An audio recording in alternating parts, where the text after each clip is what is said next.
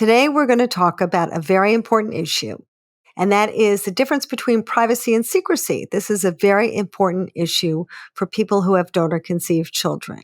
If you have donor-conceived children, or even if you're thinking about having donor-conceived children, I think this episode will really inform you about not just your children, but about how to talk to other people about your story or not talk to other people about your story.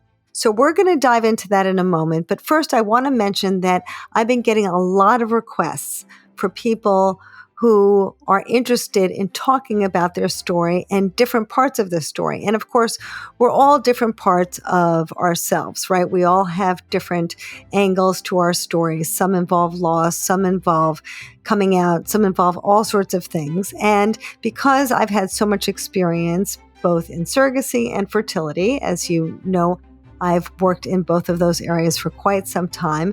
It's been really important to include those areas also, but I haven't been able to because we're really just focused on donor conception. So starting at the beginning of the year, we are going to extend this podcast to include lots of areas of donor conception and fertility and surrogacy. So I will tell you more about that as we move forward. But for today, we are going to talk about secrecy versus privacy.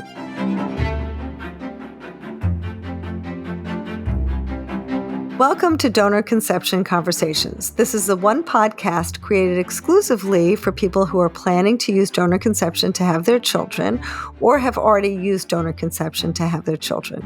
And today we are doing a solo episode on a topic that is really important to talk about, and we haven't spoken about it enough.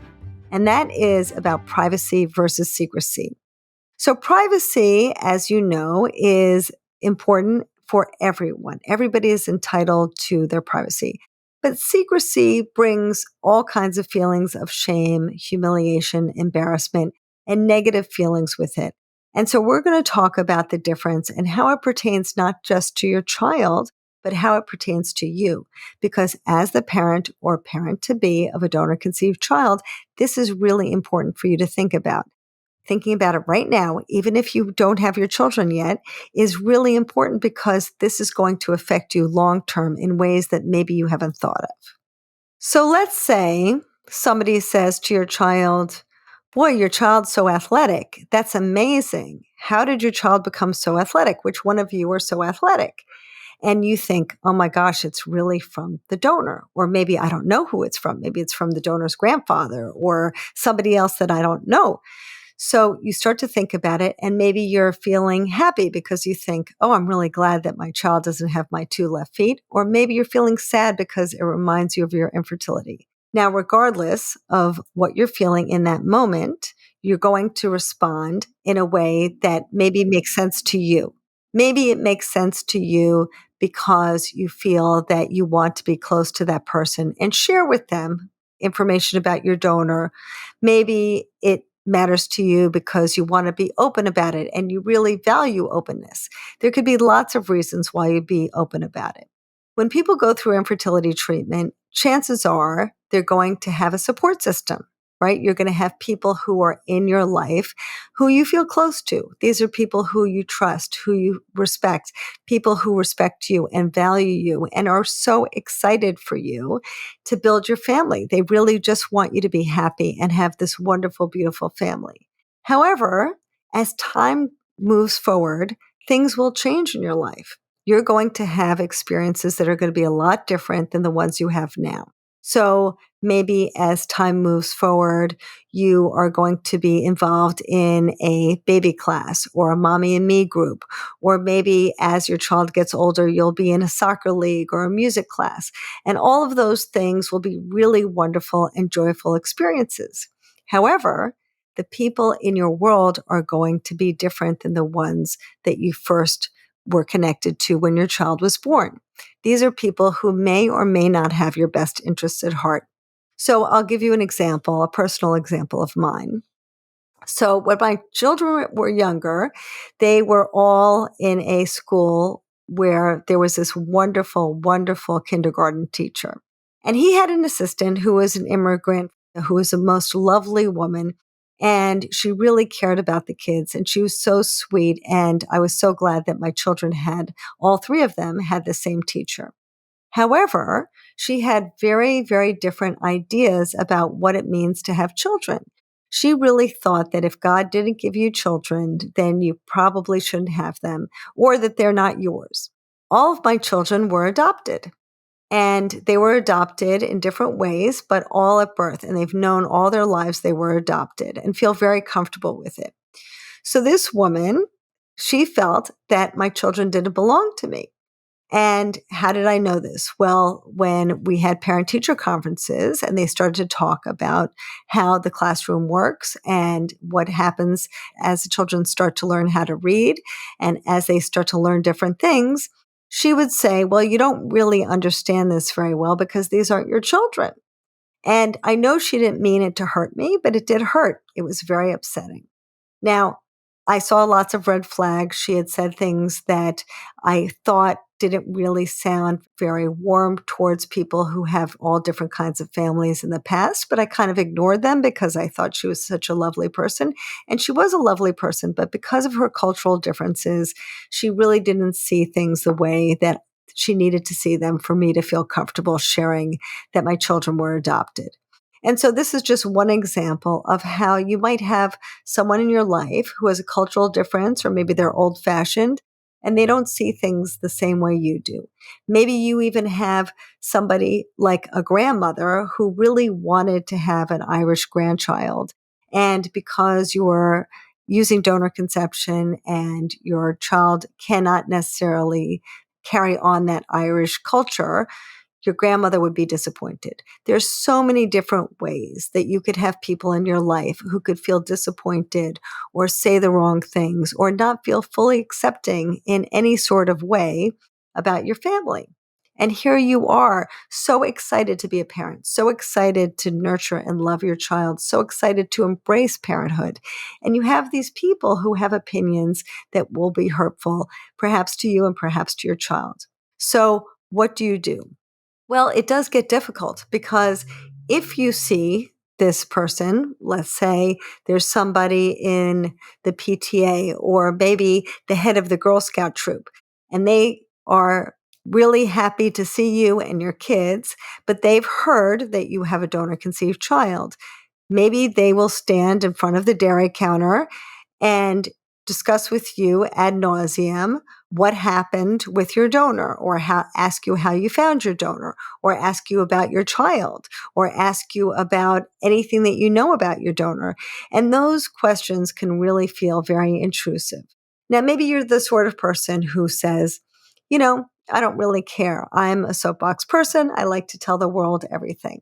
So that's understandable. And if you want to do that, that's fine. But it's important to know that these sorts of occurrences will happen in your life and they will continue to happen. And as your child gets involved with more and more people and more circumstances, your social network is going to widen. And the amount of people who are going to be in your life who are not necessarily kind of cleared by you are going to increase. So what are you going to do? How are you going to feel about this? What is going to matter to you? This is something that you need to discuss with your partner if you have one, or think about yourself if you're a single parent, because it really deserves some thought. You might be very exhausted by these questions, or you might not. You might feel like, I'm not exhausted by it. I'm just private. I don't like to tell the world everything. It's just not my personality. I run a group called Tip Top, and it is a workshop for donor conceived children. And we discuss how donor conceived children can share or not share their information with others. And we have lots of ways of helping the children understand their histories, and we have lots of exercises. But one of the things that we discuss quite a bit is temperament. And I think it's important to honor your temperament, not to feel like I absolutely feel obligated that I have to tell the world about my donor conception story because it's important to be open. Yes, it's important to be open with your child, but it's not important to be open with the world. You really need to consider what you need and what your partner needs. So there's also another issue to consider. At some point, your child will decide how they feel about this. They may decide that they want to tell their best friend, or they don't want to tell their teacher, or maybe they want to share this information with somebody in their soccer league. And of course, with medical issues, this information needs to be shared. There's no question. But there's lots of other relationships where your child may or may not want to share this information. At that point, it will be your child's information to share or not to share. Until then, you really need to make this decision. And when do you want to make that decision? So let's say you say, okay, I really want to be open about this, and I want to be able to share this information with someone who is maybe somebody that I've become friendly with at school.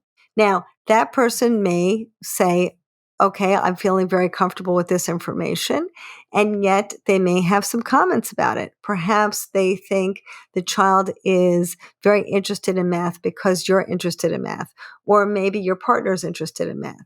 Maybe they start to think your child's going to be musical because the donor's musical.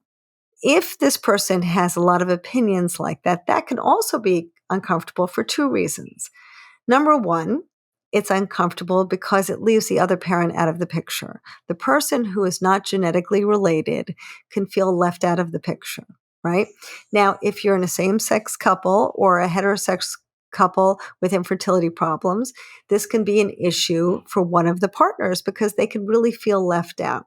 If you're a single parent, of course, you could feel left out if you are not using your eggs or sperm.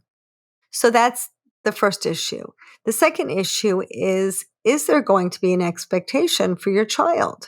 Are people going to expect your child to behave in a certain way or be a certain way because that's the way the donor is, or that's the way the genetically related parent is? If that parent is musical, they're going to assume the child's going to be musical.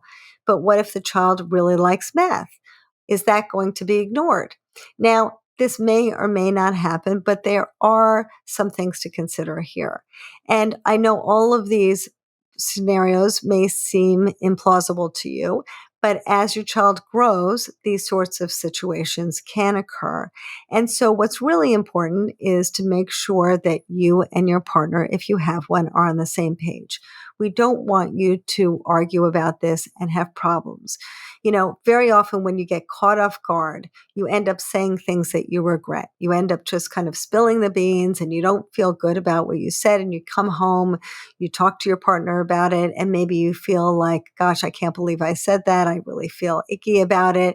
I wish I hadn't. So here's an opportunity before you have children, or even if you have them, to take some time aside and speak with your partner, or maybe bounce off some ideas with a friend if you're a single parent, and start to think about what is important to you. In these sorts of scenarios, how would you feel? What would be most important to you? What do you want to communicate and what do you not want to communicate?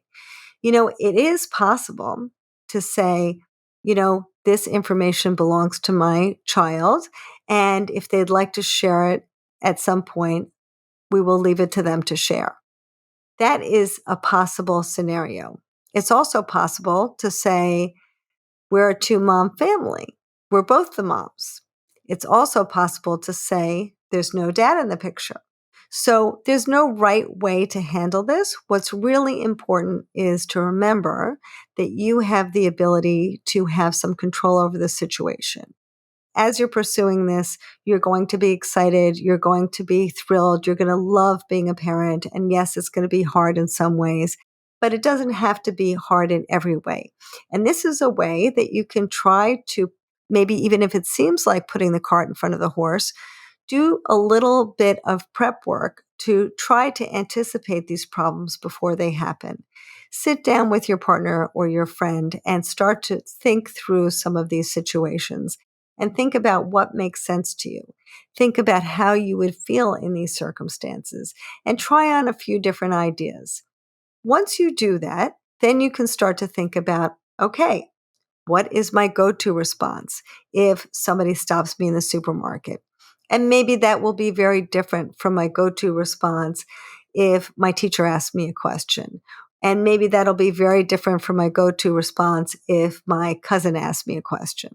So I think it's good to talk these things through and figure out how you and your partner, if you have one, feel about all of these different situations and come to some sort of decisions together that you can both feel comfortable with, that you both can rely on. And so, yes, it's possible that you will get caught off guard and maybe say something that you don't feel comfortable saying, but those moments will be minimized if you do some prep work. So I hope this conversation helps you, and I hope that you have a wonderful path to parenthood. That is really my hope and dream, is to help you in every way possible. And please feel free to reach out to me anytime. I felt as a donor that I should leave the language up to her to decide and bring up a great topic. And that is, what is the language that we use in these unique situations? And so at first, she